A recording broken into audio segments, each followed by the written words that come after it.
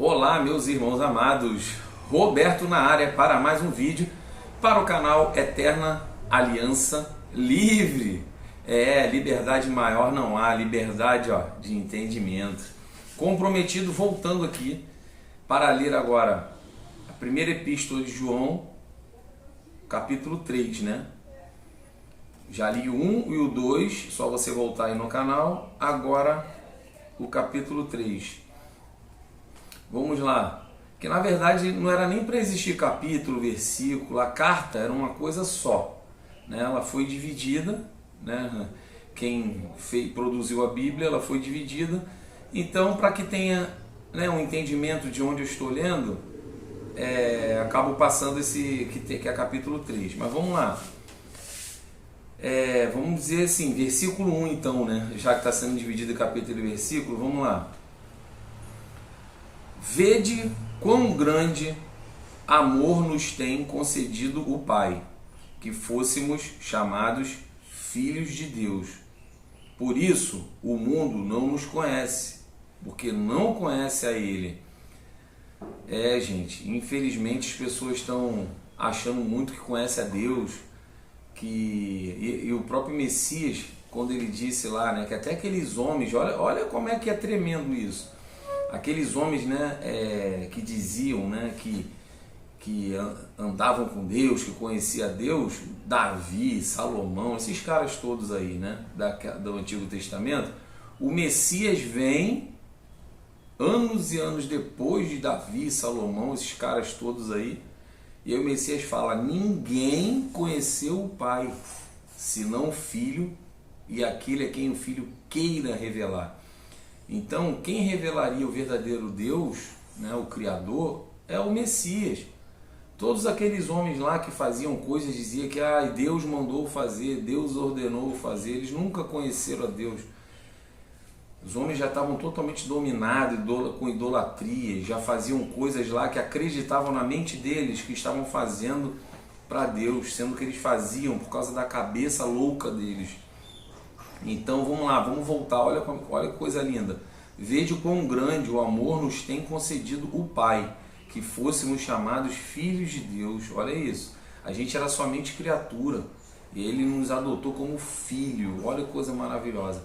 Por isso o mundo não nos conhece, porque não conhece a Ele. Não adianta, as pessoas não conhecem o Pai. E o Filho só vai revelar para os poucos escolhidos.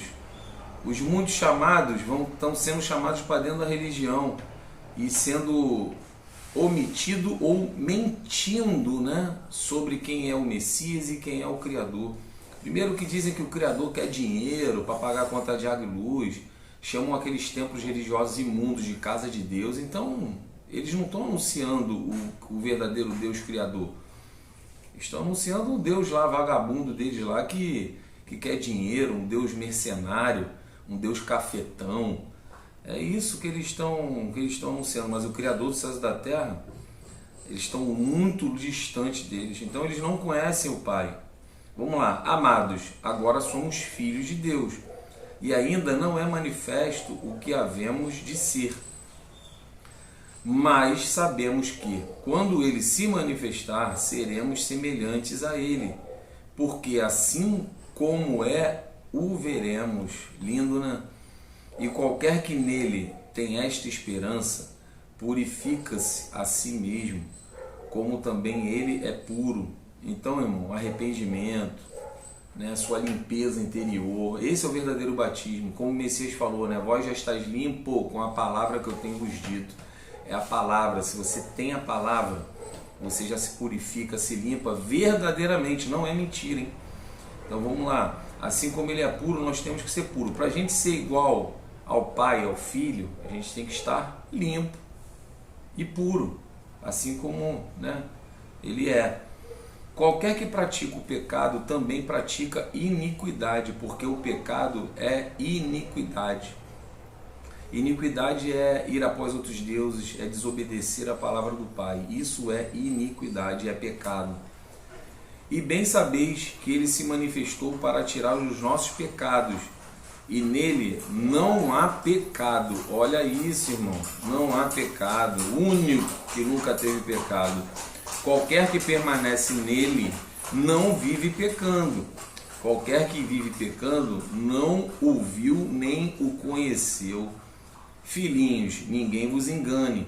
Quem pratica a justiça é justo, assim como ele é justo. Então, olha, vou voltar, hein? Filhinhos, ninguém vos engane. A maior preocupação de Deus, dos profetas, do Messias e dos apóstolos, a maior preocupação deles, eles sempre falam sobre pessoas serem enganadas. Sempre fala isso. E sempre quem engana são sempre os líderes religiosos. Desde a época dos profetas, os líderes religiosos sempre enganaram o povo, e assim até hoje. No 8, quem pratica o pecado é o diabo, porque o diabo vive pecando desde o princípio. Para isso, o Filho de Deus se manifestou para desfazer as obras do diabo. O Messias ele precisou vir porque os líderes religiosos eles enganavam tanto o povo que o Messias precisou vir para mostrar a verdade. Tanto que o Messias ele chamava os líderes religiosos de filhos do diabo. Filhos do inferno, filhos do diabo, né? Dizia que o pai da mentira era o diabo. E aí o Messias dizia que aqueles homens, os sacerdotes, eram filhos do diabo. Então, para você ver quem são esses homens aí dentro dos templos, que até hoje, são usados por quem? Por Deus. Eles dizem que são ungidos por Deus, pelo Criador, são ungidos pelo maligno. Assim como o Messias, só vocês leem João 8 todo lá. João 8 todo lá, quem que o Messias chama como o filho do diabo? Os próprios sacerdotes, os líderes religiosos. No 9, qualquer que é nascido de Deus não vive na prática do pecado, porque a sua semente permanece nele, e não pode viver pecando, porque é nascido de Deus. Nisto são manifestos os filhos de Deus e os filhos do diabo. Qualquer que não pratica a justiça e não ama o seu irmão, não é de Deus. Aí você vai nas denominações religiosas lá, eles só chamam de irmão aquele que faz parte da própria denominação.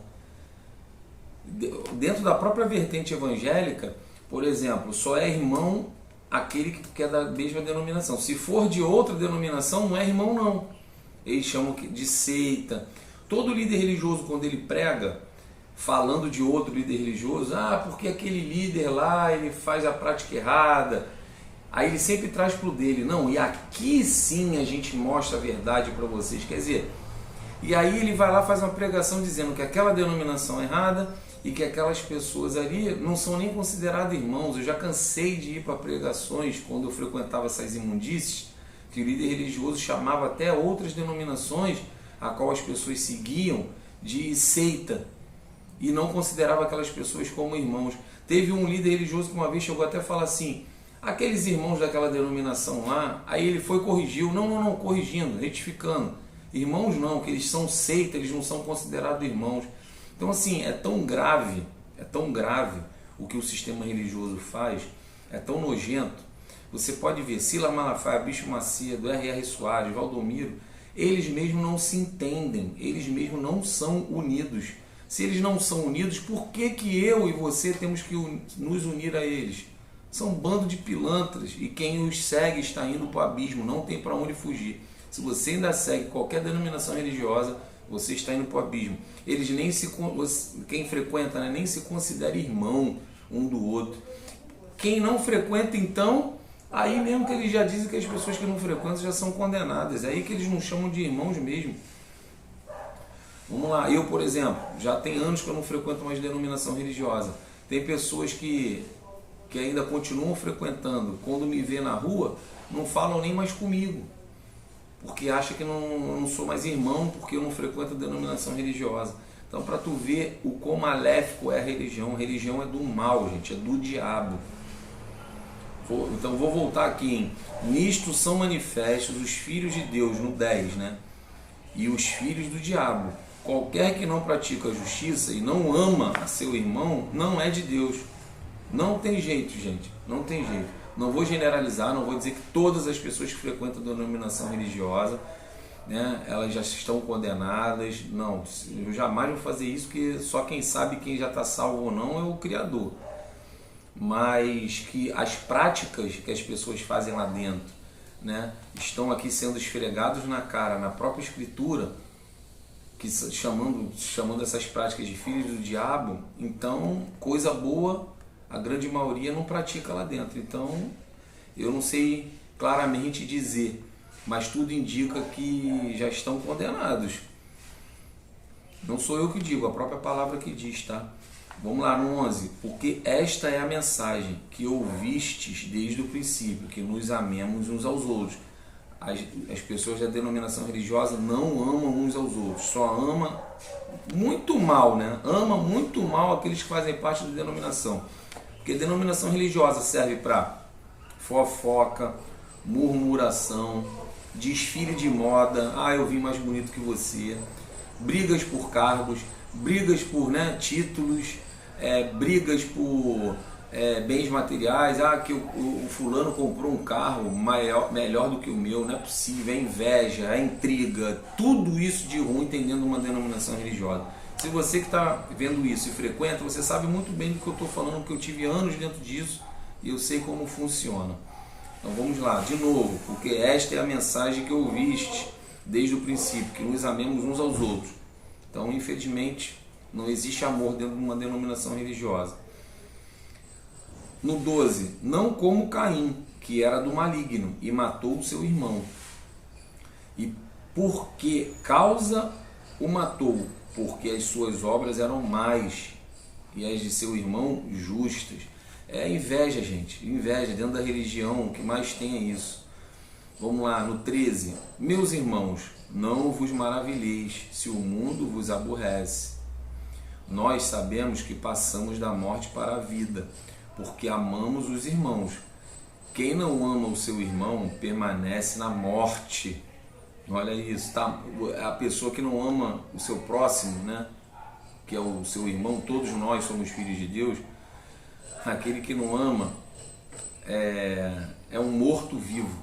Ela está viva, mas está morta ao mesmo tempo, morta espiritualmente. Qualquer que aborrece o seu irmão é homicida. Você não precisa matar, só de você aborrecer o teu irmão você já é considerado um homicida. E vós sabeis que nenhum homicida tem permanente nele a vida eterna. Então, se você faz mal ao teu irmão, a vida eterna está muito distante de você, tá? Conhecemos o amor nisto, que ele deu sua vida por nós, e nós devemos dar a vida pelos irmãos. Isso é difícil, tá? Quem, pois, tiver bens do mundo e vendo o seu irmão necessitado, lhe cerrar o seu coração, como estará nele o amor de Deus? Meus filhinhos, não amemos de palavra, nem de língua, mas por obra e em verdade. Gente, muitos líderes religiosos, olha como é que são pilantras. Aí uma coisa eu tenho do que falar, as pessoas que são boas dentro das denominações, eu vejo muita gente boa sim, que se comove com o aperto do irmão. Se o irmão está passando uma necessidade dentro de casa, ele tira do seu para ajudar. Tem sim muita gente boa, por isso que eu falo, não generalizo, porque tem muita gente que se doa pelo próximo, vê que tem uma pessoa necessitada, mas isso é independente de ser de denominação ou não, a pessoa ela é boa por si só mesmo, né? Muita gente, conheço muita gente que não frequenta essas imundícies e tem muito mais amor do que quem frequenta um templo religioso. Mas como especificamente estou falando de quem frequenta uma denominação e não quero generalizar, eu digo que de fato eu conheço algumas pessoas que elas se doam sim e ajudam os irmãos. Diferente modo de líder religioso. O líder religioso ele recebe dízimo, oferta, recebe ajudas, recebe o que for. Na hora que ele tem que ajudar um irmão, muitas das vezes ele nunca se sacia. Ele vai lá e pede aos próprios irmãos para ajudar aquele irmão que está passando necessidade. Quer dizer, nem ele que já passa a mão no dinheiro dos membros, nem ele tira para poder ajudar. Ele pede uma ajuda de novo aos irmãos para poder ajudar aquele outro irmão ali. Quer dizer, assim como está lá em Isaías 56, né? Todos os pastores são cães gulosos, cada um vive para a sua própria ganância. Eles nunca se saciam. estão sempre querendo mais e mais e mais, entendeu? Então eles nunca estão suficientes pelo que é arrecadado, e eles não abrem a mão para ajudar. Quando abre a mão para ajudar alguém, é para fazer um marketing dentro da denominação religiosa. Qual é o melhor marketing para uma denominação religiosa?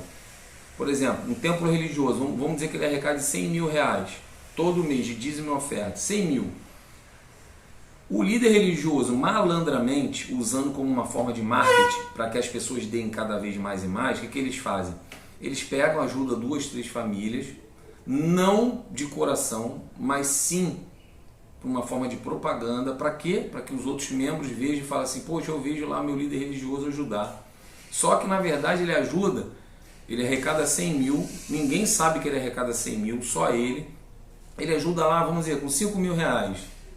Ele ajudou. Para quê? Para os membros olharem e falar, vou continuar dando porque a minha denominação faz. Eu vi lá o irmão ser ajudado, o telhado dele desabou, o líder religioso foi lá e ajudou.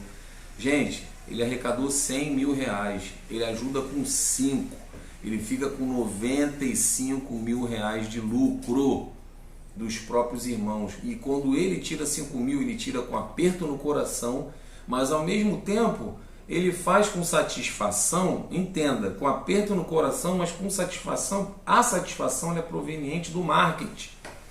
Por quê? Para que as outras pessoas vejam e falem, não, eu vi lá meu líder ajudando, então eu vou continuar dando dízimo e oferta. Ele está enriquecendo o líder religioso e pensando que aquele líder está ajudando integralmente as pessoas, entendeu? Então é a canalice danada. E aí eles vêm dizer que é que nem lá em Atos, que as pessoas davam aos pés dos apóstolos. Os apóstolos ali fizeram um evento único para mostrar o que os irmãos deveriam fazer um com o outro, um ajudar o outro. Tanto que botaram aos pés dos apóstolos, os apóstolos não ficaram com nada, repartiram igualmente aos que mais tinham necessidade. Então, o que fazem hoje em dia não chega aos pés, é totalmente o oposto, na verdade, do que foi feito naquela época. Aquela época foi feita no amor. Agora os líderes pegam tudo para eles, tudo canalhas, pilantras, cães gulosos, lobos devoradores. Vamos lá, hein? No 19, vou voltar aqui. E nisto conhecemos que somos da verdade, e diante dele, no 18, perdão. Meus filhinhos, não amemos de palavra, nem de língua, mas por obra e em verdade.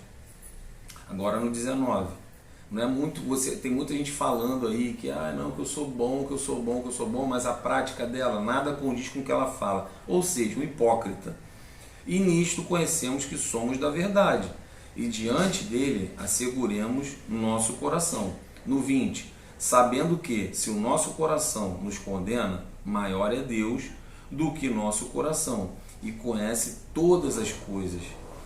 Amados, antes de você pensar em fazer qualquer coisa, o Criador já sabe o que passa dentro do teu coração, porque Ele é muito maior do que qualquer coisa que você pensa ou que você sente. Que Ele, antes de você pensar, Ele já sabe o que está no teu coração. Amados, se o nosso coração nos não condena, temos confiança para com Deus, e qualquer coisa que lhe pedirmos, dele a receberemos, porque guardamos os seus mandamentos e fazemos o que é agradável à sua vista. Gente, qualquer coisa que lhe pedirmos, dele a receberemos. O que a gente recebe de Deus não é carro, não é mansão. O líder religioso vai pegar isso daqui e vai dizer que são coisas da terra, né? São coisas do mundo. Não, se eu pedir um carro, ele vai dar um carro. Se eu pedir isso, ele vai me dar aquilo, uma casa, uma mansão. Não é nada disso. O que Deus te dá quando você pede? Mais entendimento. O Messias, ele fala, né? Se você pedir, mais lhe será acrescentado. É o que? Entendimento. Então, são coisas espirituais. O Pai, ele te dá coisas espirituais, entendeu? Não é coisas físicas, não. Vamos lá, vou ler de novo, no 22. E qualquer coisa que lhe pedirmos dele, qualquer coisa que lhe pedirmos dele, o que ele tem para te oferecer? Sabedoria, amor, né? No caso, até o conhecimento, benignidade, bondade, tudo que provém do Pai. Por isso que ele fala, façamos o homem a vossa imagem e vossa semelhança. Vossa semelhança de quê? Imagem e semelhança de quê? Em atitude. Em atitude, nós temos que ser um com o Pai e com o Filho em atitudes de amor, de justiça, de misericórdia. É isso que o Pai dá. Tá? Não fica achando que, não, porque eu estou pedindo a Deus um carro e Ele não está me dando. Porque não é esse, você não compreendeu o Evangelho. O Evangelho não é isso. É o que provém dele. Vou ler de novo no 22 para ficar bem fincado na mente. E qualquer coisa que lhe pedirmos, dele a receberemos, porque guardamos os seus mandamentos e fazemos o que é agradável à sua vista. Olha isso, é agradável à sua vista. Entregar o seu corpo em sacrifício santo e agradável. Esse é o culto racional que ele se agrada. O que é? A sua conduta de vida perante os seus irmãos, sua conduta de vida perante ao mundo. Não se corromper com o mundo. É o contrário de você pedir coisas do mundo. Pelo contrário, é para você não se corromper, não cair nas concupiscências dos olhos, da carne. Exatamente isso é que agrada a Deus. E é isso que está falando. A sua conduta de vida perante ao seu próximo, né? Perante ao mundo. Não se ser corrupto, não se vender, né? E ter senso de justiça, ser uma pessoa justa. Vamos lá. No 23. E o seu mandamento é este, que creiamos no nome do seu Filho, Jesus Cristo, e nos amemos uns aos outros, segundo o seu mandamento. Então nós temos que amar uns aos outros. Quando a gente ama um ao outro, alcança o Pai. A gente amando as pessoas, alcança o Pai. Então o Pai se agrada exatamente com isso. Fez mal contra o seu próximo, você atinge Deus. Você fez bem para o seu próximo, você conquistou a Deus. É simples entender o Evangelho. No 24. E aquele que guarda os seus mandamentos, nele está, e ele nele. E nisto conhecemos que ele está em nós, pelo Espírito que nos tem dado. Encerrou no 24. Então, pelo Espírito que tem dado, nós somos um, como eu falei agora há pouco. Nós temos que ser um com o Pai e com o Filho em atitudes de amor, de misericórdia, de benignidade, de bondade. E aí nós estaremos nele e ele em nós. Assim como o Messias falou lá em João 17 também. Que importava que nós sejamos um, assim como o Messias é um com o Pai, e que nós sejamos um com o Pai e com o Filho, está em João 17. Então aqui encerra a Epístola de João, o capítulo 3. Próxima leitura vai ser o capítulo 4, gente. E no 4, aguarde aí, fique aguardando que a gente vai fazer essa leitura. No quarto aqui diz tanta coisa que é uma forma de você se acautelar mesmo, ter cuidado com líderes religiosos. No 4 fala muita coisa e você aguarde que eu estarei fazendo esse vídeo sensacional para vocês. E espero que vocês estejam gostando dessa leitura da Epístola de João. Depois a gente vai estar lendo várias epístolas de Pedro, né? E vamos ser felizes, vamos compreender, vamos abrir a mente, gente, para o Evangelho. Vamos abrir, vamos compreender tudo isso aqui que foi deixado para a gente. Isso daqui, eu não falo nem que a gente tem que ler a Bíblia, a gente tem que garimpar ela, porque aqui saem pedras preciosíssimas daqui de dentro. Deu muita coisa aqui, você lê para você só entender e saber o que não tem que fazer, porque tem muita coisa ruim aqui dentro, tá? Assim como tem maravilhas tremendas que te trazem a vida eterna.